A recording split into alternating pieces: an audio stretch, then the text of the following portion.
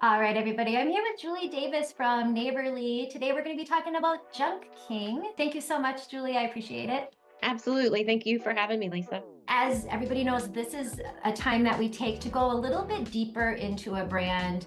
Julie already spoke with Cece about franchise speed dating. So that's a little bit more quick. So today we get to get a little bit more insight into the brand to see if this one, is worth having a conversation about. So, okay, first question, Julie, talk a little bit about Junk King. Like, what do they do? What kind of, franchise owners tend to be drawn to it? Kind of the basics of the service. No, for sure. So, just in the name alone, Junk King, we are in the waste industry and we haul junk. But one of the things that is different about Junk King is we are the green junk hauler of choice. So, we have a huge focus on sustainability, recycle, resell, and repurpose. So that really earns us some customers. People want to work with companies today that have some kind of commitment to the environment or the community, right? And so we are able to put that into practice and utilize it. It earns us customers, but it also helps to control operating costs. Our franchisees can utilize many of our tools to be able to drive down those costs because you're not paying for the dumps or the fuel or the labor. So it's definitely cost savings as well. I can see being totally interested in that in someone who's been an empty nester now for a while, right? I look down in the basement and say, okay, how many Halloween costumes do we need to save forever? I don't necessarily want to, throw them away. So how would that work? So if I'm like, hey, come help me clean the junk out of my basement, but some of it is probably decent quality that can go not into the dump, right? So how does that work? 60% of what we pick up in last year did not go to a dump. So that is a huge amount, right, of the items that we pick up. So something like a Halloween costume, we are a national partner with the Boys and Girls Club of America. So what a natural place that we would donate those, right? So we could turn around and donate it. What is so cool, Lisa, is some of our franchisees take the recycle, repurpose, resell to the next level. Our franchisee in Cincinnati has actually turned a portion of his warehouse into a thrift shop, and he highlights a nonprofit every other month, and they receive proceeds from his sales in the thrift shop. So not only does it earn his customers, be a great thing to talk back into the community. 60% of those items, you can either build another revenue stream or you can make donations, and then that's a tax write-off for your business. So it's a beautiful thing.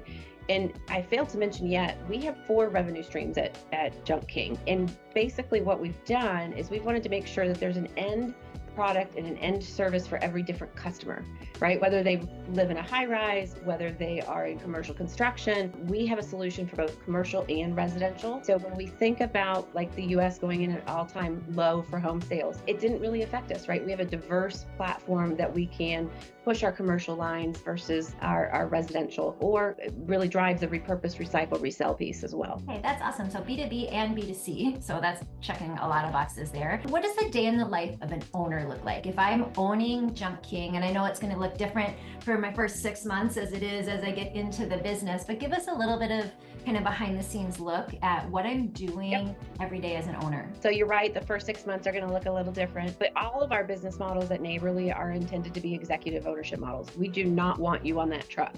If you're out on that first truck, you're gonna limit your scalability, and that's part of what's so great about this brand is it is extremely scalable because there's not a lot of equipment. So what does an owner's average day look like? So in the beginning, they're going to be leading from the front, right? We want good managers of men, good people with, a heart for service, leading their team by, doing the dispatching, setting them up, sending them off for the day. But really what our franchisees' purpose or focus evolves to is building their referral network. We want you to join the Chamber of Commerce, join your local chapter of BNI, get to know your other Neighborly franchisees that are in your market. We've already earned those customers. Let's build your referral network. Get out into the community, drive those B2B relationships, and be the Junk King of your community is really what we hope our franchisees will do. Take that a little further. How do you help support them in the marketing and the hiring and the training then so they can lead from the front and then later maybe more behind the scenes, except for the networking part? But just talk a little bit about the support for finding their customer. That's always great. And then also the other training tools that you have, because maybe, the biggest one out there. So let's talk about it. We are. So the very first thing is we have a local performance marketing coach that's going to be dedicated to each of our franchisees. So their focus is helping to drive those customers in. They're focused on the top line sales, right? So they're They're your partner in the top line sales. Now you also have a franchise business coach who's going to be more focused on KPIs and that bottom line. But what I love about this is it's important to equally look both places, right? Not just talk about your AUV, yay, let's drive profit, right? And so that franchise business coach will be working with you for the KPIs and driving that. As far as training, we are very thorough. We have a 6 to 8 week training program. A lot of it is going to be ahead of coming to training, where you're going to be virtual. So it's at your own pace. Most folks keep their job during that sure start piece. And then you come to business training week, and then we have technical truck training. So it's a great time. Technical truck training is typically at a franchise location. We want you to meet mentors. We want you to talk to those people that you talk to during validation, and they happen to volunteer to help train our new guys. As far as what your day-to-day, how we get you connected with your customers, we operate a call center. So all of our franchisees do not have to have administrative staff in their facilities because everything goes through the call center. That's awesome. Very cool. So talk a little bit about now that item 7, for those of you that are watching, if you've seen anything from me, you probably know what that is, but just in case you're a newbie, item 7 is that portion of the FDD that a franchisor is going to disclose the total investment cost to get into the business. It's going to include their franchise fee, also equipment, anything that you need to stand that business up, including working capital. So we'll get all the details once we connect you with Julie about the FDD. But right now we're just going to kind of talk in larger ranges of numbers. So not necessarily what the franchise fee is, although you can address that, but where are those big, what's the total investment to get into the business, Julie? But then also, where are the bigger fluctuations? I'm assuming in this case, it's going to be that truck, that, possibly real estate. I don't know, fill us in kind of on where the bigger expenses are to start up. So the total initial investment is going to be $93,000 to $180,000. That is all in total startup. Now, the two biggest line items that make up that number are going to be your initial franchise fee, which is based on the size of your territory. Your initial franchise fee is 11 cents for every person in your territory. At minimum, we like 500,000 people in your territory. So that's one of the largest line items.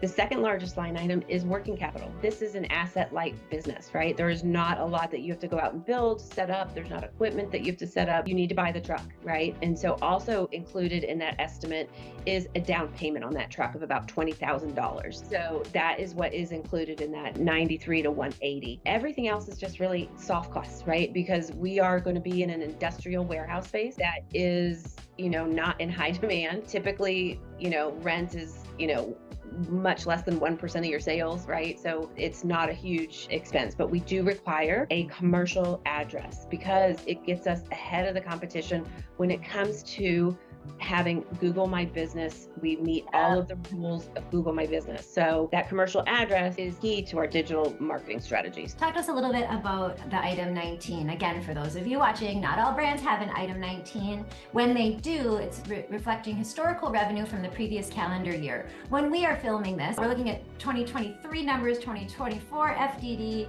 2025 FDD will be 2024 numbers. So again, to totally confuse those that are watching, amend and update this video for this part, but give us an idea on what's going on with revenue. What we disclose in our item 19 are going to be sales ranges. And I like how we do it because we'll do one line item for the entire system, but we'll break it up into quartiles. And then you can really understand from a weighted average where our system really is performing. They are also going to be broken out by lines of business. So we have dumpster revenues, right? So that's one of our revenue streams.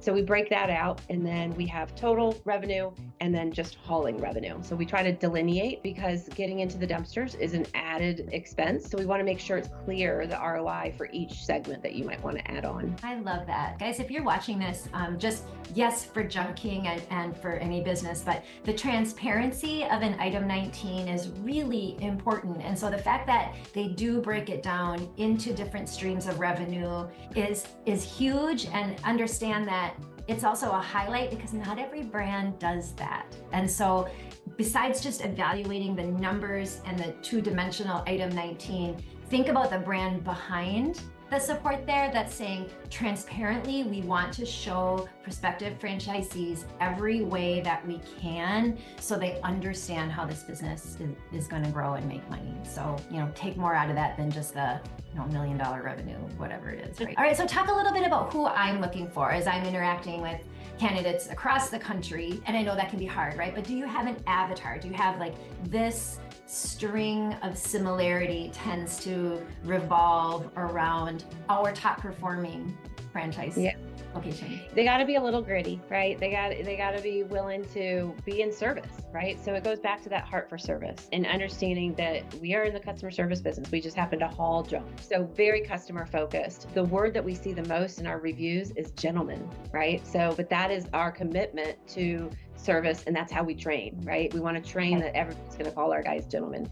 The other thing is, I said it, good manager of men. We have the opportunity as small business owners to change the lives of those people that work for us, and caring for them and showing them that heart for service just makes you beloved to them, and it really helps with attrition. You can keep your employees. I'm seeing mostly today career changers that are leaving the W-2 for lack of control and coming over and wanting to be in charge of their own destiny. If they embody those two criteria of heart for service and wanting to be a good manager of men, we can teach them the rest. So I always like to have kind of a hot seat question for you. I think mine around Junk King, there's probably some assumptions that are probably misconceptions that you have to try to get in front of, even to have someone raise their hand and say, I want to talk with Junk King, right? They may see the brochure and think, oh, I know what this brand is, and then therefore I'm not interested, which obviously I despise. I'm always like, what's stopping you from learning more? But talk about that. Like, what's a misconception that you wish if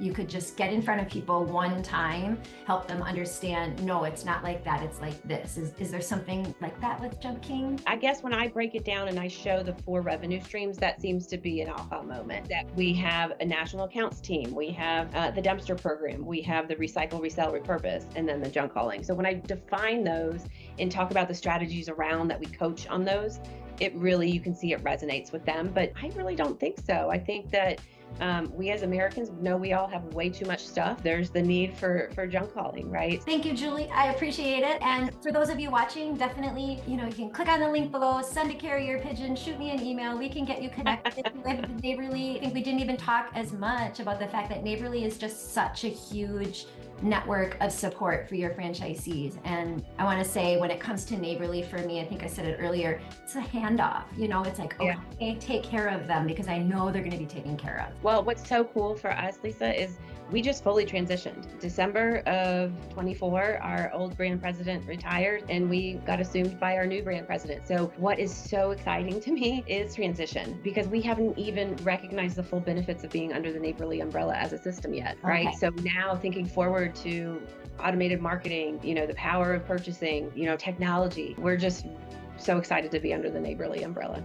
Oh, wow, that's awesome. Yay. For some reason, I thought you were there forever. So that's awesome. Because you have how many franchisees? You have 100. We have 180. Well, we have 189 locations, so probably about 115 franchisees. All right. Very good. Okay, guys, I've kept you long enough, but definitely if you need more information, please reach out. Thanks again, Julie. Thank you for watching. If you're ready to take the next step, Integrity Franchise Group is here to help. Click the link below or reach out to us today to schedule an appointment. Let's work together to solve that franchise puzzle and turn your business dreams into reality. We cannot wait to connect with you.